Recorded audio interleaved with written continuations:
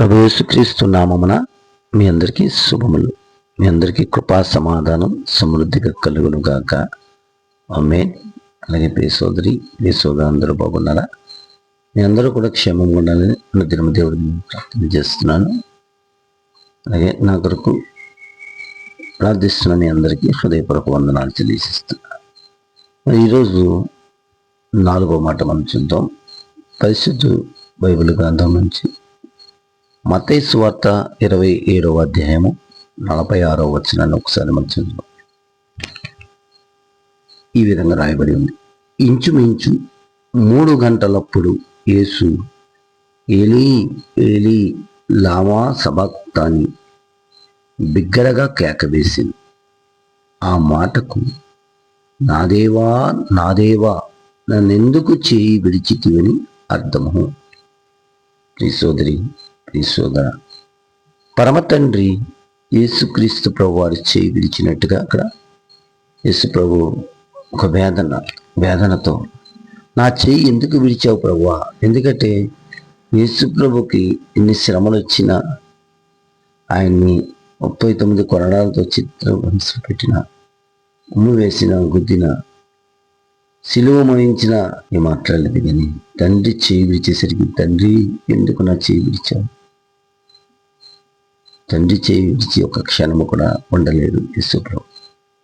కానీ ఎందుకు తండ్రి విడిచాడంటే, తండ్రి చేయి విడిచితేనే అక్కడ యేసు ప్రభు దేవుడై ఉండి కూడా ఒక మానవుడిగా వచ్చి ఉన్నాడు కనుక భూమి మీదకి. మరి తల్లి గర్భంలో 9 మాసాల నుండి తల్లి గర్భంలో ఒక్కొక్కటిగా జన్మించి ఉన్నాడు కనుక మానవుడు మరణించాలి కనుక తండ్రి చేయి విడిచాడు. అప్పుడే మరణం ఆయనకు వస్తుంది. కానీ తిరిగి మన తండ్రి చేయి పట్టుకొని పునరుద్ధరణగా పాతాళంలో నుంచి కూడా లేపి ఆ పరదేశులకి మొత్తం చెరపట్టుకుని వెళ్ళే స్థితి మనం చూసాం. అయితే సోదరి సోదర, పాపం ఎప్పుడైతే యేసే పాపం చేయలేదు, కానీ సర్వలోక మానవారి పాపం ఆయన మీదకి రావడంతో తండ్రి చేయించాడు. ఈరోజు నీవు నేను కనుక యేసు చెయ్య విడవకూడదు. ఎందుకంటే యేసు ఇప్పుడు మన చేయవిడడు. మన పాపంలో ఉన్నప్పటికీ, పాపంలో పడినప్పటికీ యేసు ప్రభు పాపులను వెతికి రక్షించుటకే లోకానికి వచ్చిన రక్షకుడు కనుక మన పాపంలో ఉన్నా సరే ఆయన చేయి పట్టుకొని ఆయన పాపం నుంచి లేవనెత్తడానికి ఆయన ఎప్పుడు కూడా తోడై ఉంటాడు. కనుక మన పాపాలు ఒప్పుకొని మనం యేసు చేయి ఇప్పుడు విడవకూడదు. ఆయన చేయిని ఎప్పుడు కూడా విడిచకుండా మనం ఏం చేయాలి? ప్రార్థన చేశాను. పాట ఉంటుంది. చేయి పట్టుకో నా చేయి పట్టుకో, జారిపోకుండా నే పడిపోకుండా, యేసు నా చేయి పట్టుకో.